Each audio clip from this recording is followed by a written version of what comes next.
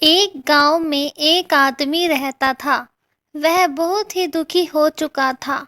उसके पास कुछ भी नहीं था। वह भगवान से हर रोज यही कहता था कि मेरी सभी समस्याओं का अंत कब हो सकता है।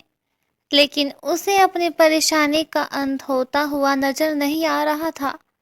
भगवान भी शायद उसे कोई जवाब नहीं दे रहे थे। शायद वह बहुत ही परेशान हो गया था। उसकी पत्नी यही कहती थी कि तुम कितना भी भगवान से मांग लो, लेकिन हमें कुछ भी नहीं मिलने वाला। हमारा जीवन मुसीबतों से भरा है और यहाँ पर हमेशा मुसीबत भरी रहेगी। लेकिन आदमी यह कहता था कि भगवान सभी की सुनते हैं। हो सकता है कि वह मेरी बात भी सुन ले और इसमें समय लग जाए। इसीलिए हमें इस समय का इंतजार तो करना ही होगा। पत्नी कहती थी कि जब हम भूख से मर जाएंगे तभी शायद भगवान को कुछ याद आएगा। मुझे नहीं लगता कि इससे पहले कुछ भी होने वाला है। तभी वह आदमी कहता कि तुम इस तरह की बातें क्यों करती हो। तुम्हें भगवान पर विश्वास होना चाहिए। भगवान सभी की सुनते हैं। हो सकता है कि वह सब कुछ देरी से सुने, लेकिन वे जरूर सुनेंगे। मुझे उन पर बहुत भरोसा है। वह आदमी सभी बातें कहकर चला जाता है। वह हर रोज जंगल में जाता था और वहां से तरह तरह के फूल लेकर माला बनाया करता था। उन मालाओं को बेचकर ही वह अपना घर चला रहा था, लेकिन उसका घर चल नहीं रहा था। उसे खाने की समस्या धीरे धीरे बढ़ती जा रही थी। वह आदमी सभी मालाओं को लेकर मंदिर जा रहा था। तभी रास्ते में उसकी मुलाकात एक साधु बाबा से होती है। साधु बाबा कहते हैं कि यह माला तुम बेचने जा रहे हो। आदमी कहता है कि मैं मंदिर के पास में ही यह माला बेचता हूँ। साधु बाबा कहने लगे कि मुझे भी एक माला चाहिए। अगर तुम्हें ऐतराज ना हो तो तुम मुझे एक माला दे सकते हो। वह आदमी कहने लगा कि इसमें कोई भी समस्या नहीं है, आप माला ले सकते हैं। साधु बाबा ने कहा कि मेरे पास धन नहीं है, मैं माला के बदले धन नहीं दे सकता, लेकिन मैं तुम्हें आशीर्वाद दे सकता हूँ। वह आदमी कहने लगा कि इसमें भी कोई संदेह नहीं है। आप मुझे आशीर्वाद देते हैं तो इससे बड़ी चीज मेरे लिए क्या हो सकती है।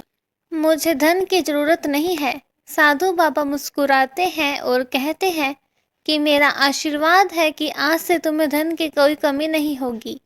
यह कहकर वे चले जाते हैं और वह आदमी अपनी मालाओं के बेचने के लिए निकल पड़ता है।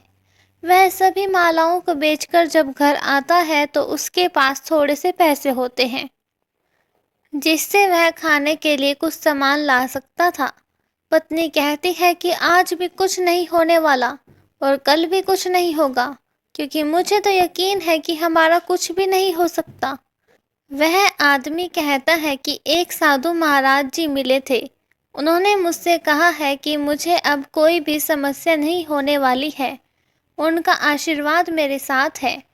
पत्नी कहने लगी कि आशीर्वाद से काम नहीं चलता। जब तक हमें धन नहीं मिलेगा तब तक हमारा गुजारा नहीं हो सकता है। वह आदमी आराम से बैठ जाता है और अपने थैले में देखता है कि कोई माला बची हुई है या नहीं। जैसे ही अपने थैले में हाथ डालता है तो उसे सोने की माला मिलती है, जो कि उसके पास कभी भी नहीं थी। अब वह समझ जाता है कि जिन्होंने उसे आशीर्वाद दिया था शायद वे भगवान थे, जो हमें आशीर्वाद दे गए कि हमारे पास कभी भी कोई भी धन की कमी नहीं होगी। वह अपनी पत्नी को दिखाता है और कहता है कि आज भगवान मुझसे मिलने आए थे और हमें आशीर्वाद में इतना सारा सोना दिया है कि जिंदगी भर हमें खाने की समस्या नहीं होने वाली है। पत्नी इस बात को समझ जाती है कि भगवान हमेशा सुनते जरूर हैं, चाहे इसमें कितनी भी देरी हो जाए। इसलिए दोस्तों, यह कहानी हमें यही बताती है कि हमें भगवान पर विश्वास होना चाहिए। भगवान पर विश्वास है तो हमारे रास्ते हमेशा खुलते नजर आते हैं। दोस्तों, ऐसे ही और कहानियों के लिए हमारे channel the quest of spirit से जुड़े रहिए। धन्यवाद।